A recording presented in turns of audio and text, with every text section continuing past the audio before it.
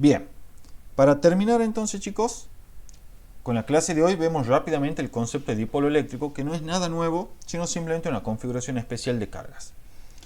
El dipolo eléctrico es una configuración constituida por dos cargas que tienen igual magnitud pero signo opuesto, separados a una cierta distancia d. Aquí está el dibujito. Tenemos una carga menos Q, una carga Q, separadas a una cierta distancia d. ¿Sí? ¿Cuáles son las propiedades que tiene el dipolo eléctrico? Las siguientes, ya las saben de sistema de partículas ustedes. En un campo eléctrico E uniforme, ¿saben lo que es un campo eléctrico uniforme? Un campo eléctrico es uniforme, chicos, si su módulo, dirección y sentido es el mismo en todos los puntos de dentro de una cierta región en la cual justamente se dice que es uniforme. Entonces, si a mí me están diciendo, mira, el campo eléctrico es uniforme dentro de esta región D, eso quiere decir que en todos los puntos dentro de esa región D, el vector de campo eléctrico tiene el mismo módulo, la misma dirección y el mismo sentido. Y si el módulo es el mismo en todos los puntos, entonces, ¿qué puedo asegurar de las líneas de campo? Que son equidistantes, ¿sí? Están todas igualmente separadas y son por lo tanto paralelas en toda esa región. Porque si no fuesen paralelas y esta distancia que estoy marcando acá cambiara de un punto a otro, y bueno, entonces estoy diciendo que la magnitud del campo eléctrico se está modificando. Recuerden que es mayor donde más apretadas están y menor, ¿sí?, donde más separadas están. Pero si el módulo del campo eléctrico es el mismo en todos los puntos, y bueno, no tiene que cambiar la distancia entre las líneas. Si no, estamos diciendo que cambia la intensidad. ¿Sí, chicos? Eso es lo que Profe, respecta. Sí. entonces es como decir que el campo eléctrico se mantiene constante. Sí, exacto. Cuando te digan que el campo eléctrico es uniforme en una región, están diciendo que es constante. ¿Sí? Tiene el mismo módulo, dirección y sentido en todos los puntos. Sí, sí, así es. Y gráficamente las líneas de campo de cualquier campo eléctrico uniforme son líneas de campo, chicos, que son equidistantes y paralelas entre sí. Como la que estoy dibujando acá. Obviamente por ahí, como lo estoy haciendo a mano alzada, no queda lo mejor. Pero se entiende que tienen que ser equidistantes, ¿sí?, como están ahí, ¿sí?, y paralelas entre sí. Esas son las líneas de campo por un campo eléctrico uniforme. ¿Está claro, chicos? ¿Sí? Esto es E uniforme. Bueno, 10 minutos y terminamos. ¿Cuáles son las propiedades que tiene un dipolo eléctrico entonces? La primera propiedad, en un campo eléctrico uniforme, como dijimos, la fuerza externa neta sobre el dipolo es nula. O sea que en este caso, lo que nosotros estamos haciendo es considerar como nuestro sistema de partículas estas dos cargas Q y menos Q.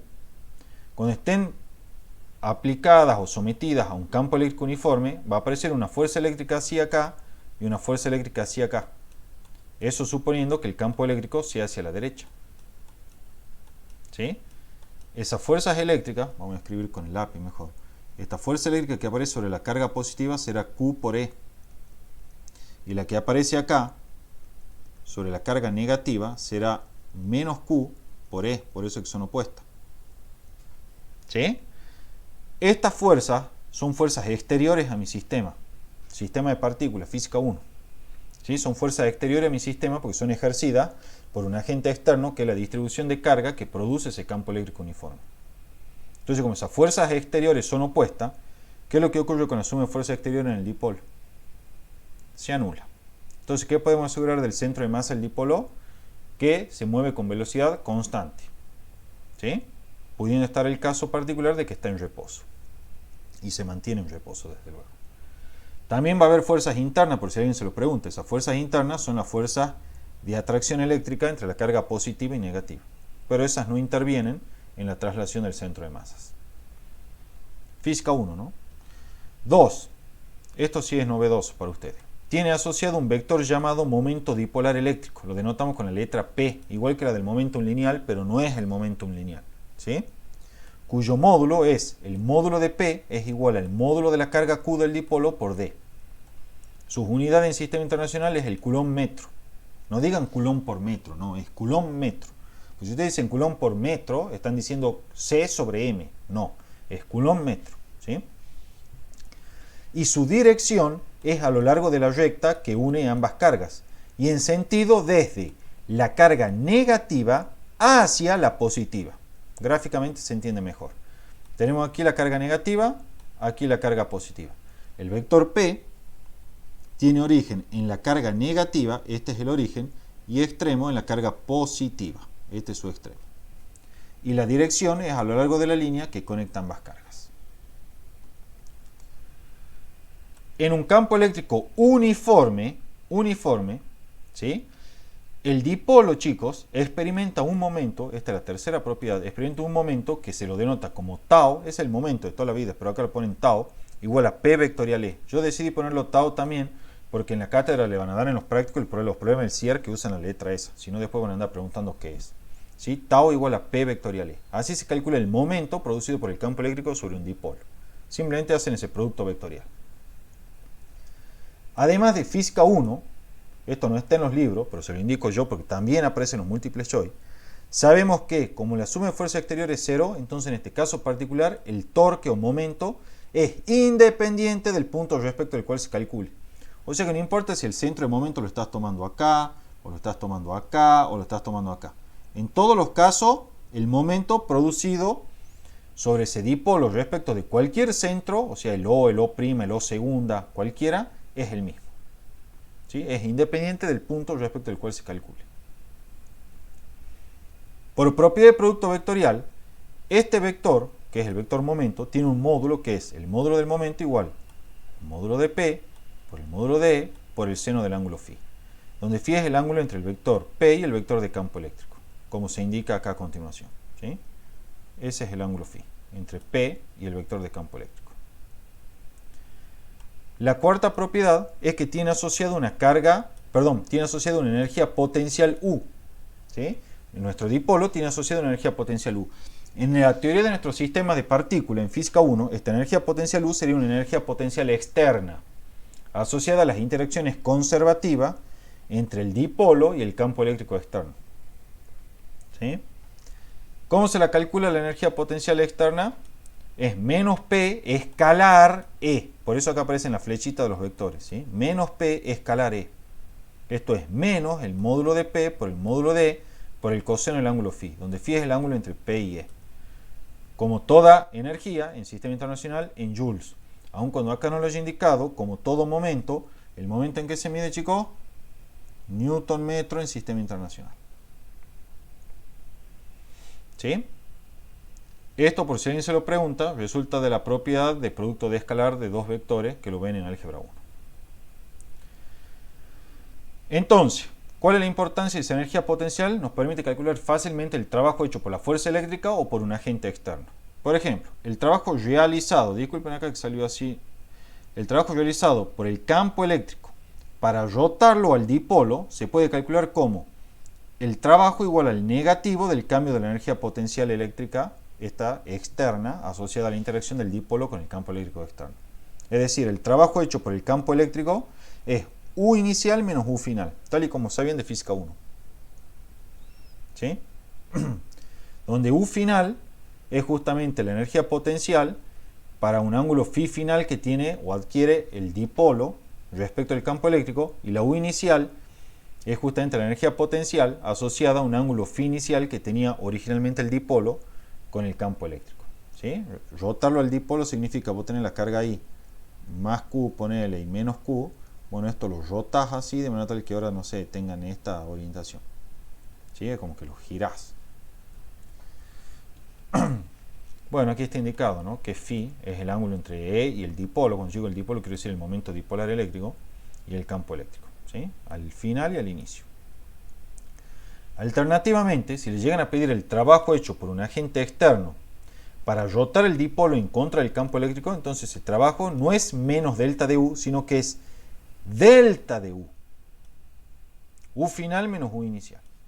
Siempre que la rotación sea desde luego cuasi estática, es decir, muy lentamente, sin incrementar la energía cinética del dipolo. ¿Sí? Muy lentamente, sin incrementar la energía cinética del dipolo. Bien, ¿qué le está diciendo esto físicamente? Ya esto es lo último que hemos visto. ¿Qué le está diciendo esto físicamente? Le está diciendo, chicos, ¿sí?, que en general, por ejemplo, si usted tiene un dipolo que está perfectamente alineado con un campo eléctrico, entonces, si ustedes quieren cambiar la orientación, va a tener que venir un agente externo y realizar trabajo sobre ese dipolo para rotarlo cuasi estáticamente. ¿Sí? Acá hay un problemita que lo hacemos en un segundo, ¿sí?, donde vemos la aplicación de esto. Fíjense, dice, la molécula de agua, esto lo saben de química, tiene un momento dipolar eléctrico de 6,3 por 10 a la menos 30 coulomb metro. Una muestra contiene 10 a la 21 moléculas de agua, con todos los momentos de dipolo orientados en la dirección de un campo eléctrico de 2,5 por 10 a la 5 newton sobre coulomb. O sea, lo que le está diciendo es que vos tenés un dipolo, ¿sí? Ustedes saben que las moléculas de agua son dipolares, ¿no? Eso lo explican en química. Este es el momento dipolar eléctrico. Ese momento está orientado, y por lo tanto el dipolo, según el campo eléctrico externo que le dan ahí. ¿Sí? Entonces, vienen y le preguntan, ¿cuánto trabajo se requiere? Cuando dicen se requiere, que se refiere a cuánto trabajo tiene que hacer un agente externo para girar los dipolos desde esta orientación, en la cual el ángulo que forma el momento dipolar con el campo eléctrico es 0, ¿sí? Acá lo vamos a poner phi, que es igual al ángulo entre E y P, es ¿cuánto? 0 grados, porque si son paralelos, acá está el vector P, miren, voy a dibujar superpuesto para que quede claro, ¿sí? Forma un ángulo de 0 grados. Esa es la posición original en la que están. Y este quiere llevarlo a una en la que todos los momentos sean perpendiculares al campo.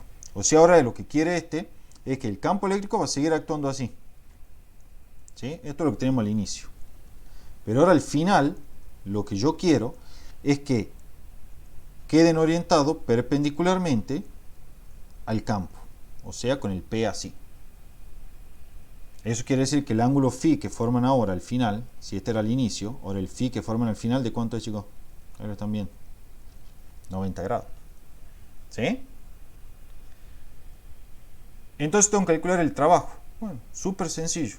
Ya sabemos que el trabajo hecho por el agente externo es delta de U igual a W. El cambio de energía potencial. Ahora bien, como hay un número muy grande de dipolos, ¿sí? Más precisamente hay 10 a la 21 dipolos, que son el número de moléculas de agua.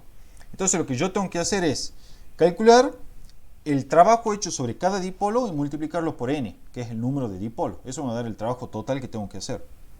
Entonces lo que hacemos es, bueno, decimos, bueno, el delta de U. Pero en vez de, lo hacemos para un dipolo y multiplicamos por n para obtener el total, donde n es el número de dipolos.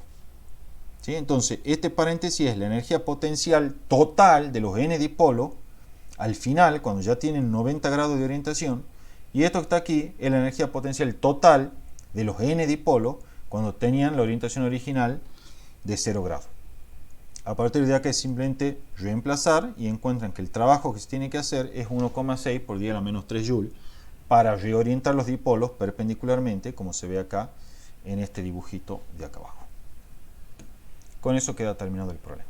Fíjense que el hecho de que el trabajo sea positivo les está diciendo que si vos querés que los dipolos pasen de su posición de mínima energía potencial, que es cuando están alineados con el campo eléctrico, no te va a quedar otra, algo que era obvio, que hacer un trabajo positivo, es decir, que ceder la energía del sistema para que estos se reorienten en esta forma perpendicular.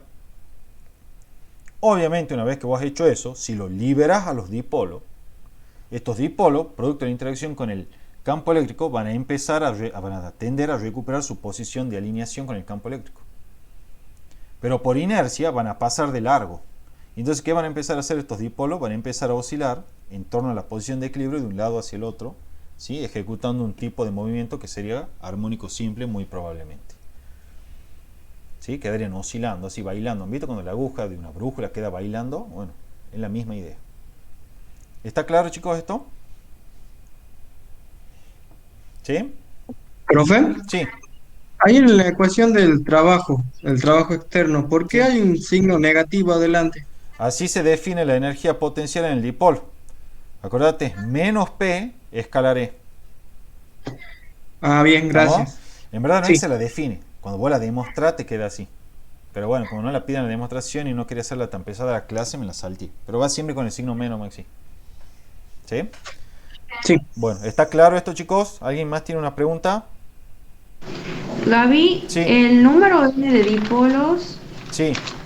eso Te lo da el serían los enunciado. 6. Es dial a 21 Ah, moléculas. dicen. Dio la ¿Sí? última. Ah, El bien. número de moléculas polares que hay. Bien. ¿Alguien más? Bueno. Listo, chicos.